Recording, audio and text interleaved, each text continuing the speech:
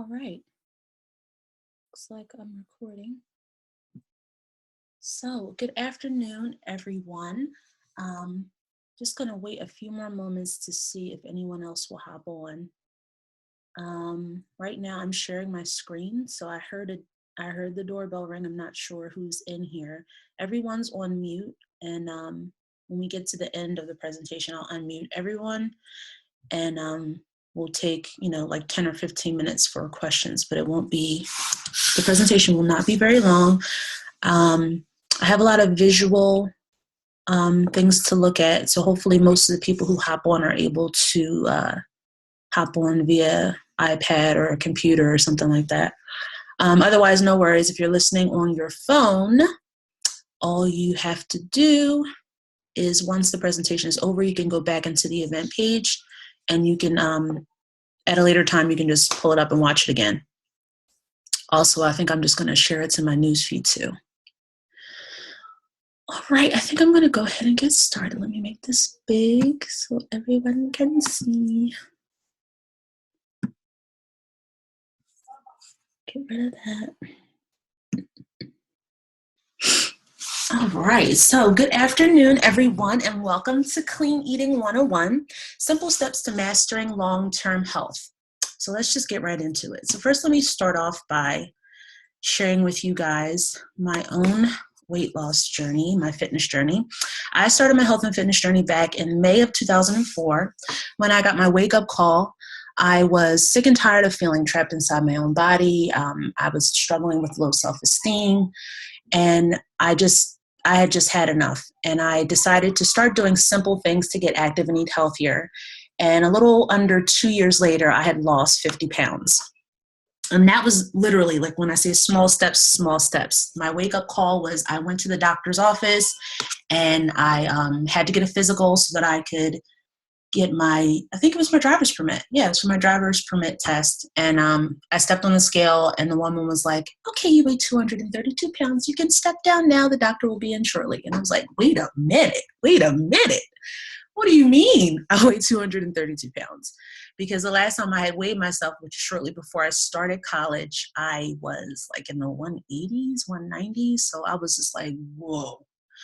So I remember coming home and saying to myself, you know what? I am never going to McDonald's again, and I'm going to start working out. And I remember going to Payless and buying like the cheapest brand of sneakers. And I just started walking in my neighborhood, and I stopped eating McDonald's. And from those two small decisions snowballed into a plethora of smart decisions, and I eventually was able to lose 50 pounds. However, life happens, and I met my husband and we got married and I had 3 lovely children, and I put all the weight back on. And it was very hard in between each child to try to get back down to baseline. In fact, 2 out of the 3 kids, I was almost down to like my goal weight again before I found out I was pregnant again. So it was like, really? So it was really hard, and I had to find a way to rethink my daily habits and create new strategies to get myself back on track. And with a husband and children and a full-time job at the time, my life looked nothing like it did the first time I started to lose weight. So I was feeling overwhelmed, I was feeling sluggish, and once again feeling trapped inside my own body. And so I was introduced to Beachbody through a mutual friend that we both went to Penn State together. And it worked. That the system worked for my lifestyle the way it was. So the first 21 days of my first Beachbody program, which was the 21-day fix, I lost 12 pounds and 4 inches from my waist. So here are a few pictures from my weight loss journey. This dates back to the beginning of 2015. So a little bit more about who I am. I am an exercise physiologist. I have a bachelor's degree from Penn State University. I have 11 years of experience in exercise prescription and nutrition counseling in the cardiac rehab department at Temple Health System. I no longer work there. I stopped working in Temple Health System last year in the fall. I have a nutrition certification from the Shaw Academy. I am a lifetime Emerald independent Beachbody coach. I run monthly online fitness and nutrition support groups. I'm a wife and mother of 3 beautiful kids, and I am extremely passionate about educating and empowering women to understand how to be healthy and the healthiest version of themselves. So our objectives for today, it's enough about me. Why are we here? Our objectives are very simple. I want you to leave this webinar understanding what clean eating actually means. I think when we all hear clean eating, we think of different things. And, I think everyone has their own interpretation of what clean eating means. We're going to talk about what that actually is. I want you guys to understand the importance of proper hydration as it relates to overall health, but also to your weight loss success. I want to teach you guys how to meal plan, meal prep, and how to shop the supermarket. I want you to learn about portion control and discover tools to help you achieve your nutrition goals. So let's just get right into it. So what is clean eating? Hold on just a second.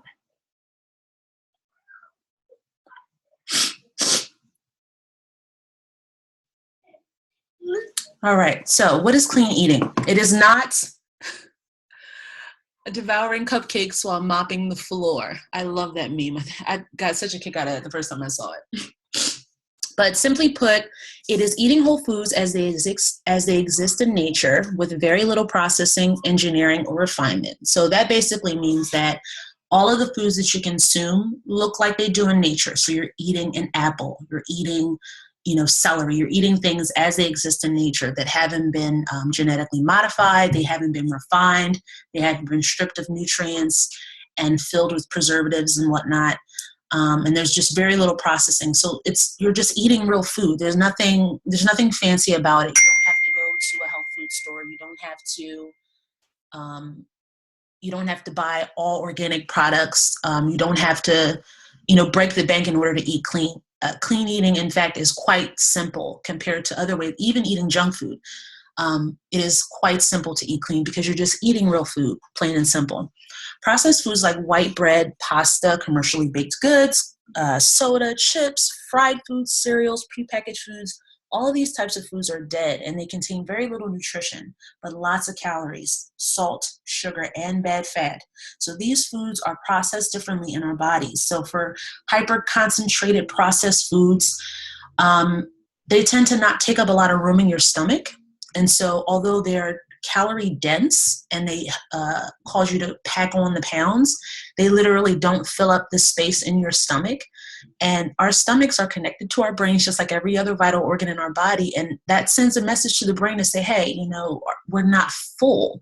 And so the hunger response or the appetite response is not suppressed. So it drives up the body's appetite to continue to eat. So those super processed, super concentrated, calorie dense, dead junk foods are literally making us eat more of that than we should in the first place. So it's not just about, okay, this is bad for you, but it literally affects the way our bodies behave. Also with diet foods, things that are 0 calorie, low calorie, no sugar, no fat, no salt. Anytime you see those types of claims, it means that they are putting more of the other bad things in to make up for the taste. So it's something that's no fat. More often than not, they increase the amounts of sugar, they increase the amounts of salts so that it can still taste good and it's still palatable to your tongue.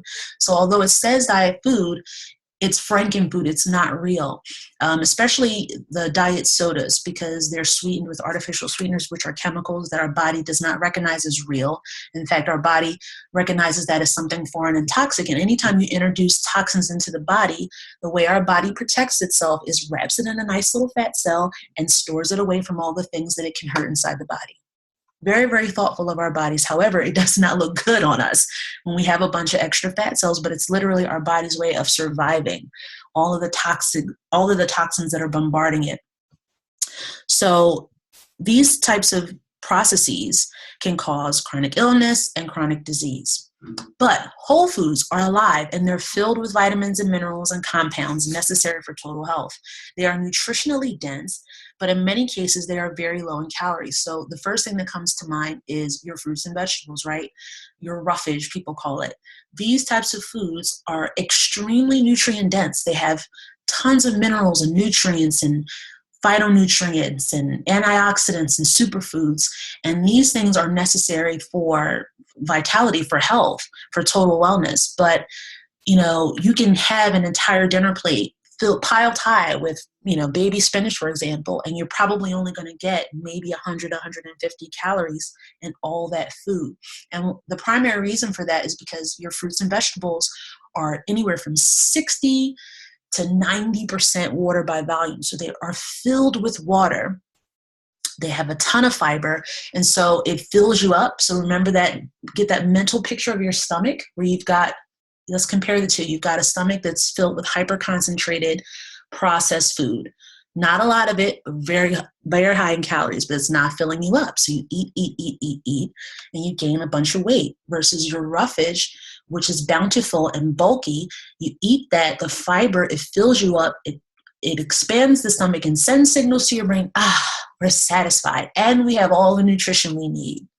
So that is what clean eating is. Pure and simple, it's eating foods as close to their natural state as possible. Now, that doesn't mean that you only eat raw foods and whole foods, like you only eat apples, you only eat whole celery. You can bring all those foods home, cut them up and prepare them, mix them together and create amazing dishes. But the key is that you are going to the store and physically buying those whole foods the way they exist in nature, and you are making your own meal so that you are getting the best possible nutrition with each meal that you have.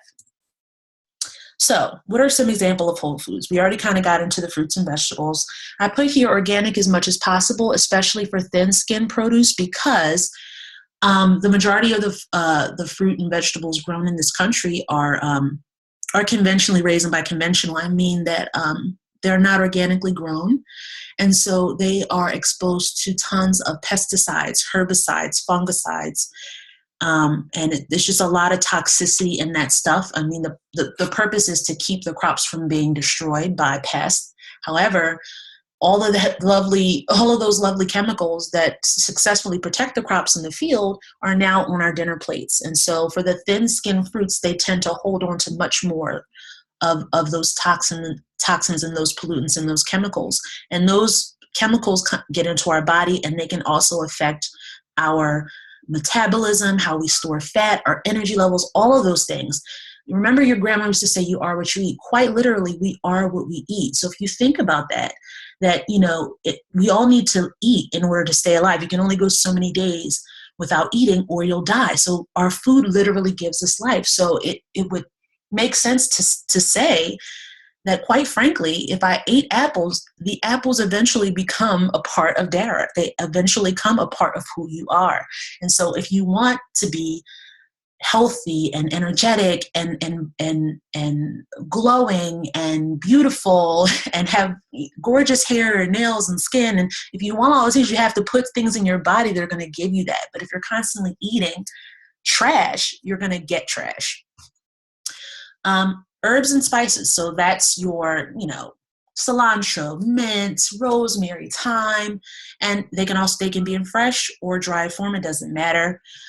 Your nuts and seeds, beans, legumes, and lentils, healthy oils like coconut and olive oil, lean organic meats. That says indwelled. That's not right. It should be wild caught fish. Organic dairy products, whole grains, ancient grains, sprouted grains. So sprouted grains or quinoa or brown rice or barley, wheat, things like that. And natural sweeteners. And there's only a few that I am a proponent of. For example, raw honey. And when I say raw, I mean raw. Raw honey does not look like your typical bear-shaped plastic container with the yellow cap on top. You can see right through the honey type of honey. Raw honey, more often than not, is very thick. It has a white color. Oftentimes there's a thick layer on the top when you first open the jar, which is pieces of the honeycomb. And it looks nothing like most honey that's in the store. Most honey in the stores are heavily processed, go through heavy refinement. Most of the healthy properties in honey are destroyed through the process of refinement. So if you're going to use honey, I highly recommend that you use raw honey, and it has a multitude of purposes, not just to sweeten your tea or your oatmeal, but it's antimicrobial, so it's great for cuts and burns, keeping them from getting infected. It's an anti-humectant, so it's great for conditioners. So raw honey serves a ton of purposes, but it has to be raw in order for it to be good. 100% pure maple syrup, so not, Aunt Jemima, not, great value from Walmart. That is high fructose corn syrup with a little bit of food coloring. Absolutely no nutrition there. So it has to say 100% pure maple syrup or stevia. Stevia comes from a green leafy plant. And what they do is they process the leaves and it creates this like white fluffy powder. It looks just like sugar. And I believe it translates the same way, like for every cup of sugar, you can use a cup of stevia kind of thing. Although I may be wrong. I have to double check. I can't remember if it's like 1 for 1 or if stevia is sweeter. It might be sweeter. I'll have to double check. Okay, next slide. So now that we know what clean eating means and what whole foods are, the next thing I want to talk about is portion control. So I put these two memes. The first one is hilarious because I'm a Lord of the Rings fan. It says, one does not simply eat crap, not exercise, and still lose weight. You can't eat whatever you want, exercise or not. I think a lot of people, and I mean, I put the quote here, some of us have convinced ourselves that we can work off what we eat. Contrary to popular belief, exercise is not the most effective tool for weight loss. So you can't just eat like a pig and then work it off. And even if you're, like, say, for example, you're able to accurately measure your caloric output, okay, fine. You eat 400 calories, you go to the gym and burn 400 calories. But if you're eating 400 calories of junk, it's still affecting your body in the same way, whether you're burning it off or not. So it's not just enough to, go hard in the gym. And for most of us, the sheer amount of force it would take to burn the amount of calories, we would save ourselves a whole lot of trouble and a whole lot of joint pain if we were just able to control what we eat. But that is, quite frankly, the hardest thing for most people to do. Most people do not have a problem with going to the gym and spending 30, 60 minutes, a couple times a week, exercising. The hardest part for most people to do is to eat right. And that is 80% of the journey. Anyone can work out for an hour, but to control what goes on your plate, the other 23 hours, that's the hard work. So this is a little slide that talks about portion distortion. And you'll notice that there's a very stark contrast between how food looks 20 years ago versus how food looks today. Look at the sheer size of the burgers. So there's a difference. Look at the sizes. Look at the calorie difference. 257 more calories. It would take you an hour and 30 minutes of lifting weights to burn that many calories. So see how much force you have to generate in order to burn that many calories versus take today's sandwich, cut that sandwich in half and only eat half of it. That simple, small choice to just eat less food. We're not even talking about eating clean food. Just eating less of the food that you currently eat will go a long way towards your weight loss success. I like this one too, on the muffin. 20 years ago, a muffin was 1.5 ounces, 210 calories. Now, and I mean, that's at least 4 ounces. I've seen some muffins at Wawa, and they're like ginormous, but 500 calories, 290 more calories. You'd have to spend an hour and 30 minutes vacuuming. Like, that's crazy. Look at the pizza, and pizza is one of my favorite foods. An extra 350 calories compared to the serving sizes from 20 years ago. So our food portions have gotten bigger, and we're not necessarily working harder. In fact, we work a lot less to get our food. I mean, everything that we used to do 20 years ago took a lot of effort. Think about it. Your job, cooking, laundry, any sort of housework, everything that we did required a certain amount of energy expenditure. But now with technology being the way it is, we have so many conveniences afforded to most of us, if not all of us, but our calories, our calorie availability is skyrocketing. We don't need as many calories given the amount of work that most people do in a typical day. Most of us have office jobs. We're sitting down. We just don't require that much food. And we don't even know we're getting it because anywhere you go, that's the type of serving size that you get. So this is a picture of a perfectly portioned plate where you have the entire left side full of veggies and or fruit, a quarter of the other side for some lean protein, and the other quarter for a starch like brown rice or quinoa. But even the healthiest foods need to be eaten in the right amounts. So it's not just enough to eat clean, but you have to know how much of each type of food to eat. This was an interesting diagram, and I pulled it up just to kind of drive home the point that looks can be very deceiving. And in the previous slide where we're looking at the portions, you see how big our portions are nowadays. And you would think that the woman who's in red, well, she's the overfed one, right? And the yellow figure, clearly she's the one that's malnourished, right? The truth of the matter is, each one of these women represented here, the yellow, the green, the orange, and the red, could all be overfed and malnourished. In fact, the woman in the red could be overfed and malnourished. And what I mean by that is that you can have a woman who is morbidly obese, or a man who's morbidly obese, eats an enormous amount of calories, but if they're eating the wrong kinds of calories, like the previous slide, the pizza, the soda, the chips, the bagels, the cookies, the cakes, and that's all she eats, sure, she has a ton of extra weight on her body that she doesn't need, but she's also not getting the nutrition that she needs. So although she is overfed, she is also malnourished. So we need to get rid of that idea in our minds that a malnourished person is always going to be a skinny person. In fact, anybody along this continuum could be malnourished. On the flip side, I know a few people who are very skinny and who have the appetite of someone who is probably 3 or 4 times their size.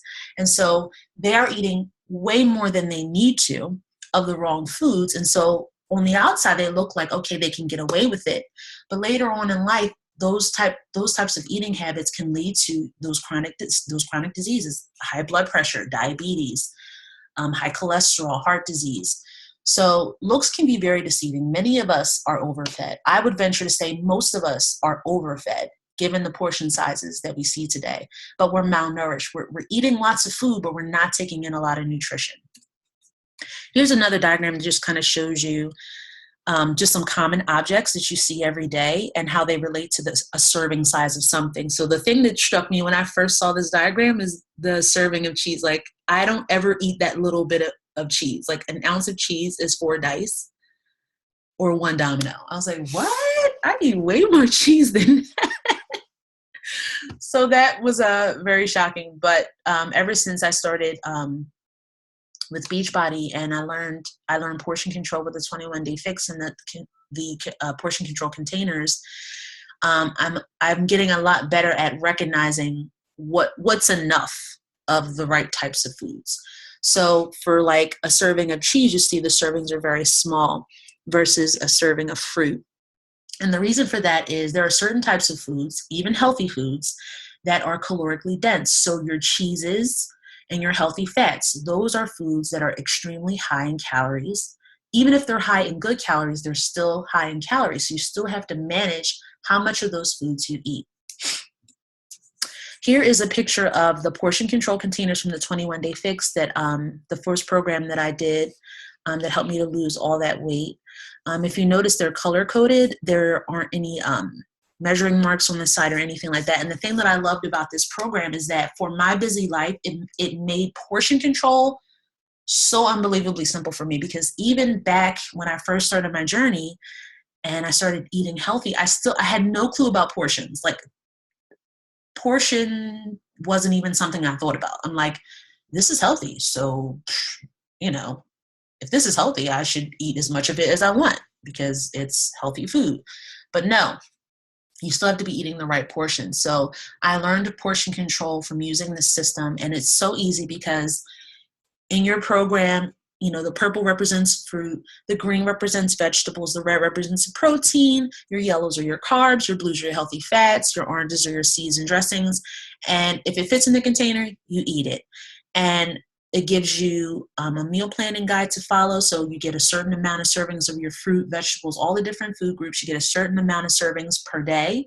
And you simply fill up your container as many times as you're allowed, and you're good to go. I mean, it just took the guesswork out of knowing what to eat, how much to eat, and when to eat it. And that's the type of thing I did not have time for, as a wife and mother of 3 kids.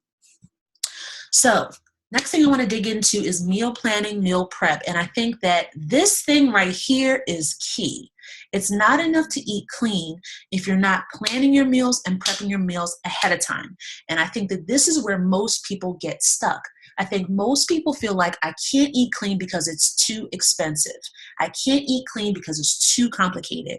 And I would argue that I think it's in most people's minds. I don't really think that most people would really believe, if they really did the work, that eating clean is too expensive or too time consuming. And here's why.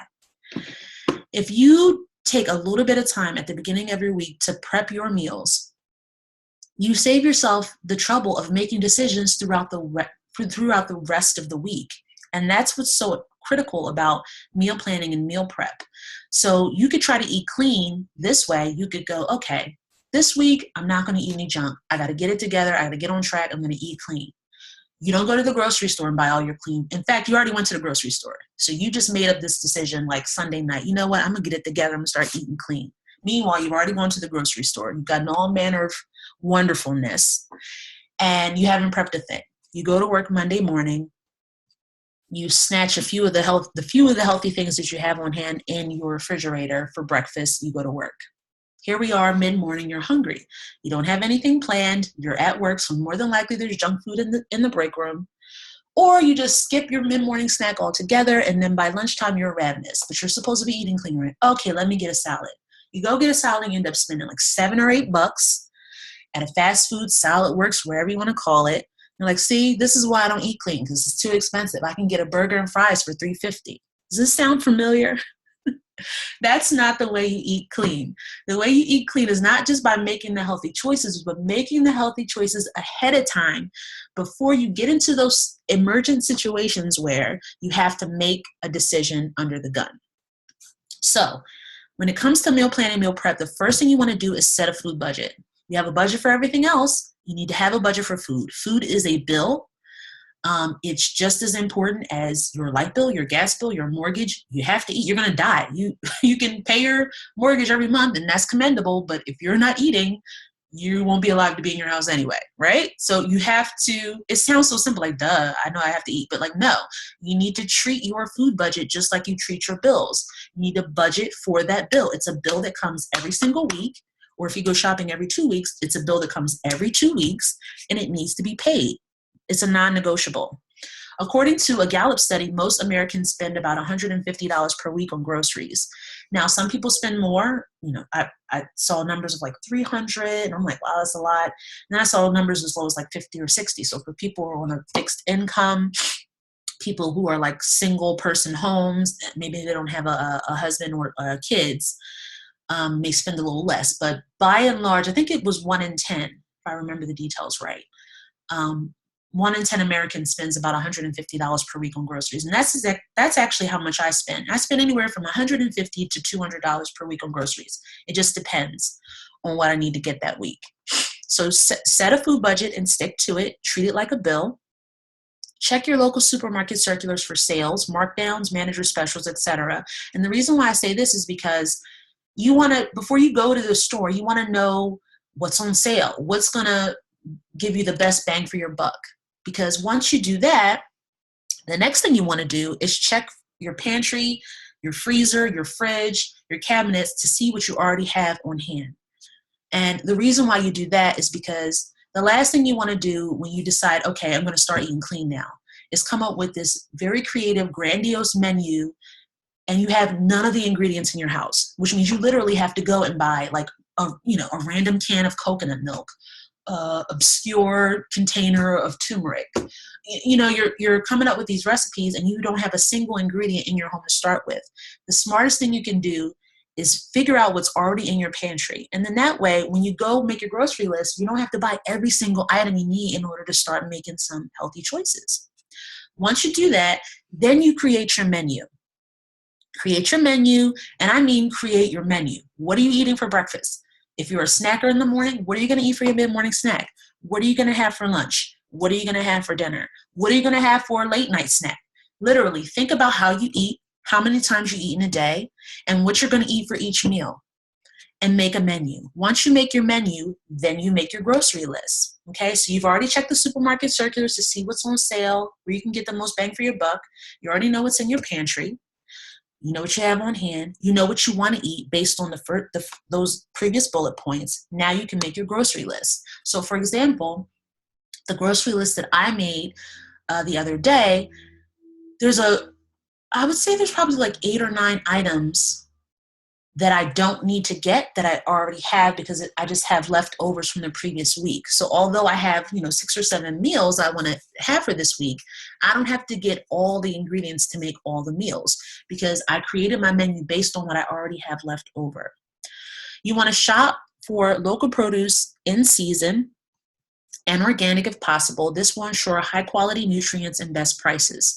So I put this bullet point in here because another thing you want to be mindful of is what season is it? Now, the awesome thing about living in America is that you have access to so many different, there's a cornucopia of choices in the supermarket produce section, more than likely, depending on where you go. Most supermarkets it's a cornucopia of choices. That doesn't necessarily mean you want to go ahead and buy all of those choices. And the reason why I say that is because if your excuse for not eating clean is that it costs too much money, when you're buying fruits that are not in season, that are not local, the food has to travel to where you are. So if the food is not local and it's from, Chile, okay, that's gas, whatever, air, I don't know.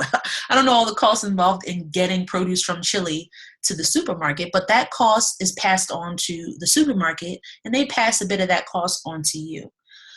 Also, not only is the extra cost passed on to you, but when you're eating foods that are in season and local, you get a better quality produce. So food that is not in season, that has to travel a long distance without going bad, tends to get picked when it's not that ripe. And when it's not that ripe, a lot of times, a lot of the nutrition that's supposed to be in, celery or a tomato is not present in that food. And a lot of times they use artificial processes to ripen the food or make it look good or pleasing to the eye. For example, they ripen tomatoes with gas to make them look red. And so you don't know that. You go to the store, you see tomatoes in January, and you say, hey, I want to make, a salad, and I want tomatoes. Well, you probably shouldn't have tomatoes in January because tomatoes aren't in season. Have at it in the summertime because that's when tomatoes are in season here in the States. And you can get great tomatoes, coming right over the bridge from Jersey. So your best bet is to buy your food in season and organic when you can, and you're more than likely you'll be able to afford the cost, so the cost will be comparable. For example, apples in the fall, because they're in season, I can buy them organic and still get them at pretty much the same price. Like I could get the regularly grown apples that are like crop dusted beyond belief. They might be 99 cents a pound, but I can buy a superior quality apple for an extra 50 cents a pound. I think it's worth the extra 50 cents if I can get a better quality apple that not only is going to have better nutrition in it, less chemicals, but it's also going to taste better. It's going to taste the way fruit is supposed to taste.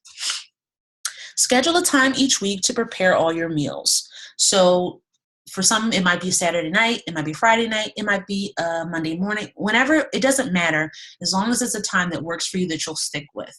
So it's not enough to just go to the supermarket, buy all this great stuff. You also have to plan to prepare it ahead of time. Establish 5 to 7 dishes for each season. Save them on your phone, your email, in a pretty mason jar. Keep it in your kitchen. The reason why I say this is because I think that's another barrier to people eating clean. They say, well, I don't want to just eat oatmeal and I don't just want to eat yogurt. And, for people who need that variety and, that excitement around their meals, and, that's great. But you can have that with a clean diet. All you have to do is establish a few recipes that you really love, that are tried and true, that are easy to make, inexpensive.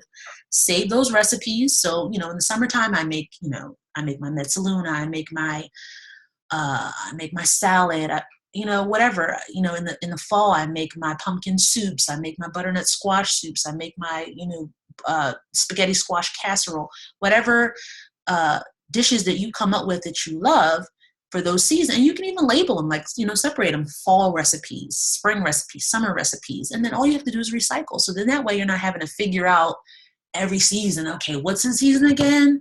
Oh, what did I make in the fall last time? Like, just save it. And then that way the guesswork is taken out. And you can still add things as you go. If you come across a new recipe you want to try, have at it. But if you have a repertoire of, tried and true recipes, it just takes the extra guesswork out. So here's some examples of some grocery lists that you can use. I tend to go more with the one on the right. I don't use this exact form. I pulled this right off of just Google, meal plan grocery list. And I mean, there's a ton of templates you can use. They're totally free to print out. I tend to write my grocery list based on the food group. So I'll write all my fruits, my vegetables, my greens, and then that way when I'm in the market, I get all the stuff I need in the fruit section. And I go to the vegetable section. Okay, what do I need there? Okay. So it just keeps me organized in that way. Some people like to do what's on the left, where they say, okay, well, what am I eating Monday for the entire week? And then here's my shopping list. So it's not separated out by food groups. I'm writing down everything I need based on my menu for the week. But find a system that works for you and use it. You can put stuff on your phone. You can take screenshots. You can print them out. But whatever you do, just make sure that you have a system, a game plan before you go in the store. And may I add as a caveat before I move on, make sure you eat before you go to the grocery store. Don't go to the grocery store hungry, because it is a recipe for disaster. You will come home with all manner of foolishness if you go to the grocery store in an empty stomach. But when you go into the grocery store with this type of planning, with this sort of strategy, it really cuts down on the extra spending. And again, I think that a lot of people feel like eating clean is expensive because they go into the store without a plan. They say, okay, well, apples are supposed to be good for you. Yeah, I'll have that. And Greek yogurt, yeah, I heard that's good too. And they're just grabbing all this different stuff they heard at some point was good for them, with no plan on what they're going to do with it when they get home. They come home, they have all these items, they spend all this money, and now I got to figure out what to do with it. No, start from the beginning with what you want to eat. And then make your list from there, and only buy the things that you need on your list to make the meals that you're going to make for the week. So I kind of referenced this a few moments ago, some of the things, some recipe ideas. So right over here it says what's in season for January. So if you notice, a lot of root vegetables. So these are things that grow in the ground because it's colder. So more root vegetables are in season this time of year. So things like butternut squash, sweet potato soup, spaghetti squash casserole, kale salads with apples and oranges, a Moroccan carrot salad, roasted root veggies, or oven-baked sweet potato fries, crock pot dishes that are made with comfort, like make comfort foods in your crock pot, like, hearty oatmeals and chilies and soups and stews. Get creative. And like I said, build yourself up a repertoire and just, keep that stuff safe so you always have your go-to, recipes. And I put a website down here, fruitsandveggiesmorematters.org. So if you want to know what's in season each and every month, you can go to that website, and it tells you what's in season for each month in case you don't know. Here's another example of a sample meal plan where this is, again, I pulled this right off of Google, just, type in sample meal plan. And this is broken down: breakfast, lunch, dinner, snack. So you can do this if you're the person that is really anal and you really need to know, okay, I need to know what I'm doing for every single meal of the day for the entire week. I don't really function that way. I just don't have the time. I probably would have had the time, but with 3 kids, the last thing I want to do is be thinking about what I'm eating on Friday, on Sunday. It's not that serious. I'm more of a buffet style type meal prep person. So I'll cook a bunch of stuff in bulk, save them all in containers, and then pull from them throughout the week. And right now I'm a stay-at-home mom, so I'm home mostly. So I don't need to pack to the degree that this picture is showing, with every single meal in a container. But if you're extremely busy, there are tons of container systems on the market where you can go and buy these lovely little takeout containers. And then when you do your meal prep, you can just pack all your food inside your containers, pop it in the fridge, and then when you're ready to go in the morning, just pull out all your stuff, throw it in a refrigerated bag, and you're good to go. But a lot of the stuff on this picture on the left here is how I eat. So there's egg cups at the very top with a side of raspberries. There's blueberries with a breakfast sandwich. There's bananas. Here's Shakeology here. That's the shake that I drink every day. And that's a Beachbody product that's also helped me to control my sweet tooth, my carbohydrate cravings. It gives me energy. It's helped me to lose 40 pounds so far. And then you see down here, all of the meals are like portioned off. But a lot of this kind of stuff is the kind of stuff I'll eat. But instead of eating it already portioned off, all of my stuff is in the same container. I'll show you what I mean. Oh, before I go on, to the left, there's a 21-day fix approved shopping list. So see how it's color coded? So in the 21-day fix, it tells you, okay, these are all the veggies we recommend. These are all the fruits we recommend, proteins, grains. So you know, okay, I can choose whatever food in this color category for my, fruits, veggies, whatever. This is more how I eat. So see how all of the foods are in the same container. So a bunch of eggs cooked in a container, say roasted Brussels sprouts, carrots, sweet potatoes, asparagus, string beans. That's how I do my meal prep. So I'll cook a bunch of stuff ahead of time, keep it all in the same container. And then, because I might change my mind. I may not want the same meal every single day, although I don't mind that, but I don't know. I just prefer to do it that way. So it's just less stress for me to create each and every meal in its own little container before the week even begins. But for people who are extremely busy, you may need to do that because you might leave your house at 6 a.m. and not get home until 8:30. And so you need to have a plan in place so that once it's cooked and done, that's like 95% of your journey. Really, if you decide to eat junk at that point, you're just silly. You're just wasting money. You have a healthy option right there at your fingertips, but you're choosing to eat something that's bad for you. So that's what I mean when I say it's not enough to eat clean. You have to plan ahead.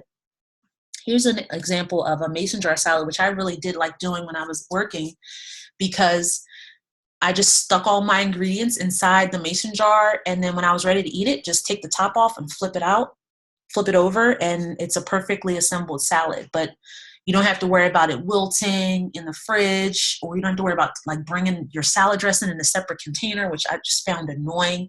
And once I found mason jars, I was like, oh my God, this is the most amazing thing ever.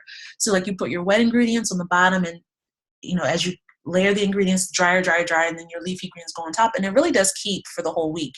When I was doing mason jar salads, they would stay fresh the whole week.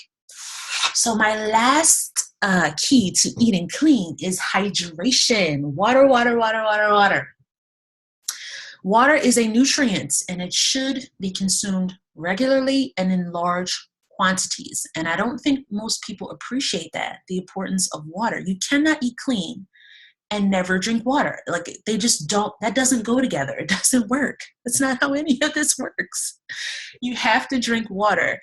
And especially for those who are just starting a clean eating regimen, because you are introducing a ton of fiber into your body. And if you are not hydrating, all that fiber is going to have you backed up, honey, backed up and bloated. And you're going to be like, you know what? Eating clean is for the birds. I feel horrible. I feel fatter than I did when I started. So you have to make sure that you are drinking water and keeping that fiber and those fluids and everything else moving along in your system. Our bodies are 80% water. We are a fluid system. There are very few things that go on the inside of our bodies that don't happen in a fluid environment. And so in order for your body to literally function properly, you need water. It's important for the proper function of your kidneys, your liver, your metabolism. It helps to shuttle toxins out of the body, provides lubrication to the joints and membranes. It gives hair, skin, and nails their luster and resilience. It maintains hormonal balance. Drinking water 30 minutes before a meal can help you reduce your calorie intake. And the reason why is the majority of us misinterpret thirst as hunger. We need a lot of water. And more often than not, when you get that urge to consume something, it's really your body saying you need to drink something. You don't need to eat something. But the body doesn't really differentiate between those signals. There's just lack. I don't even know what that's called. But that's the way the biofeedback happens. The body says, okay, I need something. And more often than not, it's water and not food. So drinking water 30 minutes, have a glass of water, go sit down somewhere, and then have your meal. You'd be surprised how I don't know, you just feel more centered before you sit down to eat. You don't feel as ravenous. Drinking water upon awakening helps to jumpstart your metabolism and wake up the digestive tract, improving your bowel habits. So like I mentioned earlier, if you're getting a lot of fruits and veggies and roughage and good things, you need water to help move that stuff along. And the best thing you can do for yourself is before you eat anything, before you drink your morning coffee, brush your teeth, because I wouldn't want to swallow the night's happenings in my mouth. Brush your teeth, gargle, whatever, and have yourself 8 to 10 ounce glass of water before you eat anything else. Drinking enough water before, during, and immediately after a workout will help improve your exercise performance and reduce the risk of muscle cramps.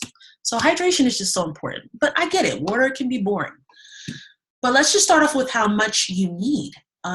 The old recommendation used to be, okay, yeah, drink 8 glasses of water, that's 64 ounces, but now the recommendation is half your body weight in fluid ounces. And that kind of makes more sense. I mean, it's not a hard and fast rule. We're all different. So for those of us who are eating really clean and we're eating lots of fruits and vegetables, remember I said those foods are waterlogged. They're 80, 90% water by volume. So that counts towards your water intake as well. So you don't that counts. So if you're eating lots of fruits and vegetables, you don't feel thirsty, your pee is not like dark and yellow, it's nice and light, or light, a pale yellow to clear, then you're probably hydrated enough. You don't need to drink half your body weight in fluid ounces of water. But it's a good goal to aim for, and then you'll learn your own rhythm. You'll know when you're drinking enough water and when you're not. So for someone who's 150 pounds, you need to drink 75 ounces of water a day. So the more you weigh, the more you need to drink because there's more of you and we're made of water, right? So someone who is 150 pounds or someone who's 250 pounds, I should say, needs to drink way more than somebody who's 150 pounds because it's more of that person and they need more hydration. Water can be boring, but try different things to jazz it up, like infusing it with fruits, veggies, and herbs like cucumber, mint, lemon. Make it your own. Play with a bunch of different recipes. There's a ton of websites online where you can go to get ideas about infusing water. And up the top here, there's an example of those infuser bottles where there's a little column in the center where you add your fruit, you pour your water in, let it sit, and then you can just drink on it. Drinking herbal tea or green teas, that counts. Dilute your 100% fruit juice. Make sure it's 100% fruit juice. And I only recommend this for people who absolutely hate water and they need to get started with doing better with water. I'd say start here, but don't end here because juices are loaded with sugar. And I don't recommend that you drink any of your calories if you can help it. I think that you should get all of your calories from the food that you eat and not from what you drink, unless it's something like Shakeology, which is the stuff of life. There's tons of phytonutrients, superfoods, so things like that, a nutrient-dense shake, which will actually serve as a meal replacement. So you're not drinking that and eating something else. So those are the only exceptions where I say you can drink your calories. Start with diluting your juice like half and half, and then go like 50, then go to like 75, 25 to the point where you don't need the juice at all. Just be mindful with the coffee thing. Make sure that your coffee is not packed with sugars and fats from the creamers. And coffee does have a mild diuretic effect, so it does make you pee a little more.